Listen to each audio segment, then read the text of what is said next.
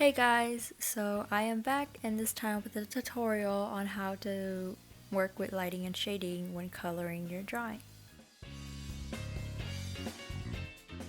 So for this example, I'm going to be drawing Saran from Mystic Messenger, hence the music selection in the background.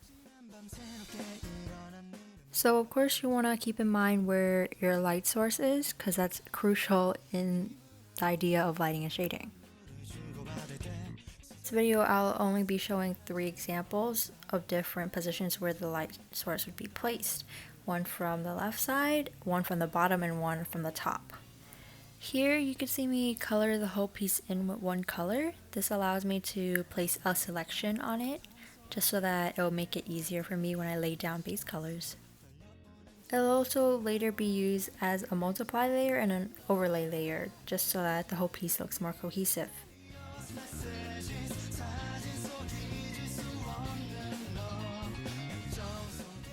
If you don't already do this, make sure you have your base colors in separate layers just so that they don't clash together when you shade them and it'll leave more of a clean result.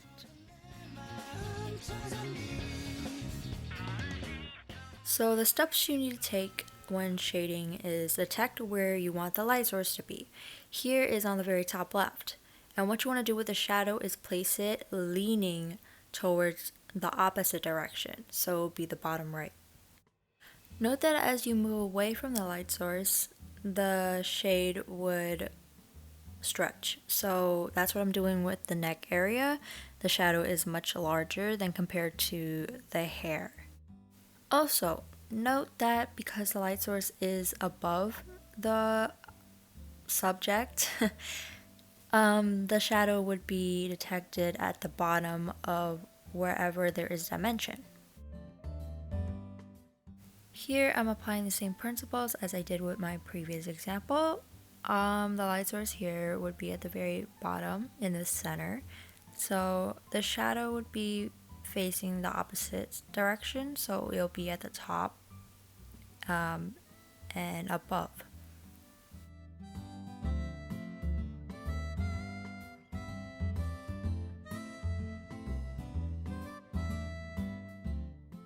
You want to consider where there is dimension in the face structure. So thinking about that, you'll know where the light would be blocked. As you can see by the nose, the tip of the nose is blocking the rest of the bridge of the nose. But there is dimension where the nose bridge does lift up as you go towards the eyebrow, which is why there is some light reflecting there.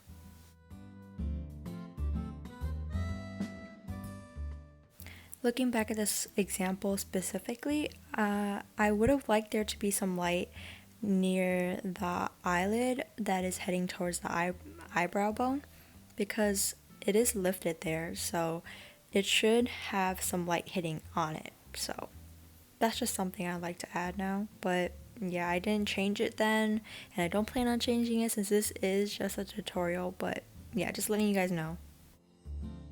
So this is the last example. The light source is right above the character, so you want the shadow to direct downward and have any shadow underneath anywhere that has dimension.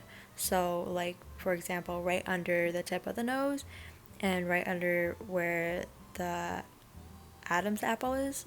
So yeah, and as once again as you diverge from the light source, you have the shadow largen itself. I do have a tendency to overblend sometimes using the smudge tool on Procreate here. It makes it very tempting. So I do go back and put some harsher lines, sort of.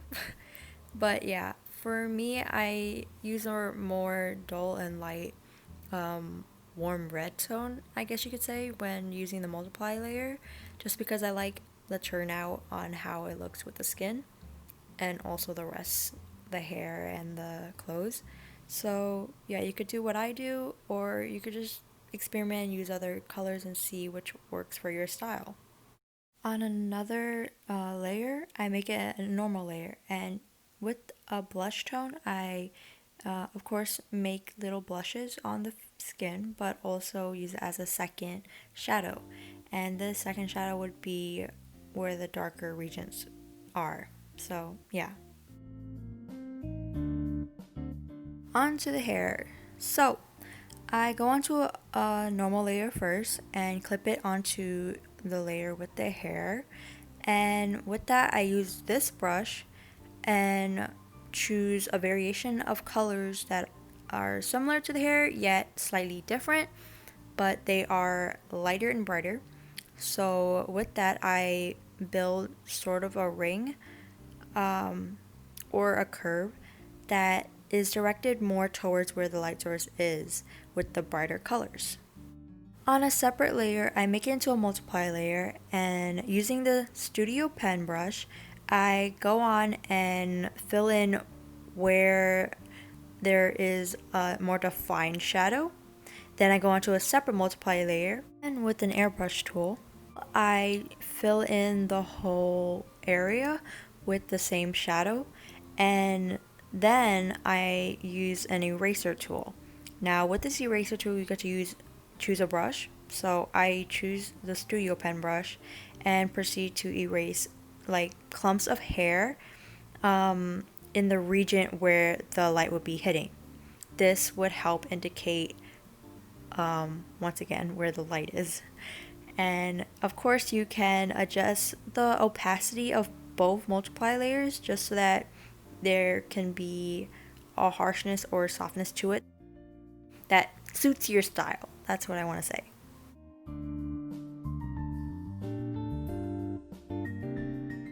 Now, if you decide to add a hue, make sure to have the hue located on the opposite side of the light source, so where the shadows mainly accumulates.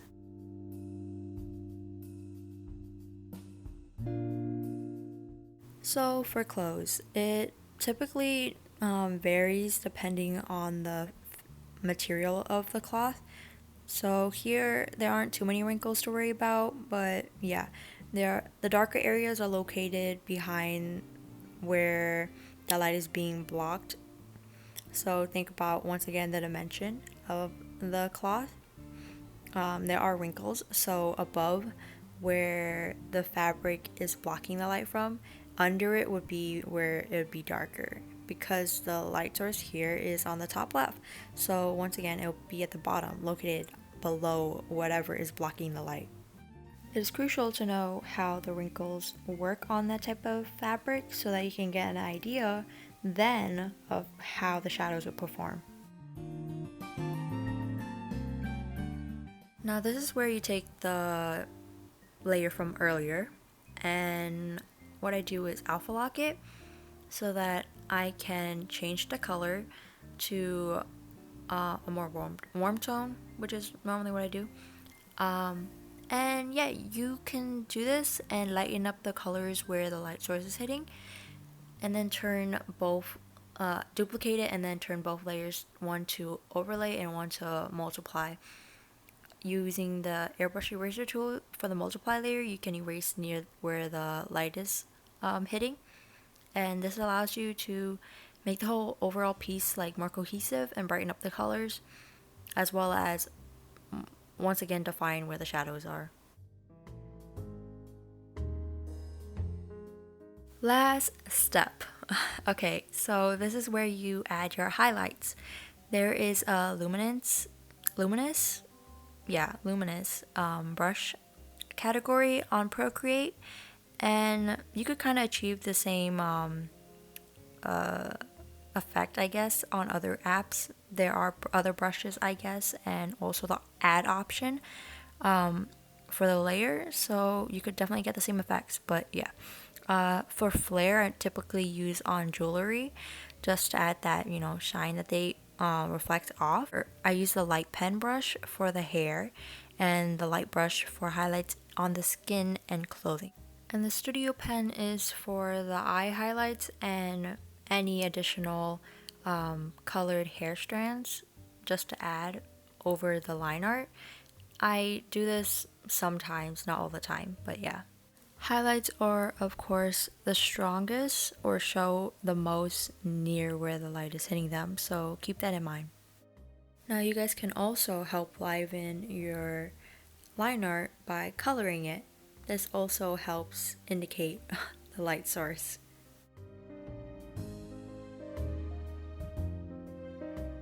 Now this has nothing to do with lighting or shading, but this is something I incorporate into my artwork lately. But by duplicating the line art layer and choosing motion blur and blurring it slightly, then turning on to color burn and lowering the opacity to a certain degree, you can get this light effect that, I don't know, you could kind of see in older animes, and I really like it. So you guys should try it out with your own and tell me what you think. So that marks the end of this tutorial. I do hope that you found my explanations helpful somewhat, because I'm not the best at explaining, but I did try my best. So let me know in the comments what you guys think. If you guys are confused on some things, do ask me in the comments because I'd love to know. Thanks for watching, and I'll see you guys next time.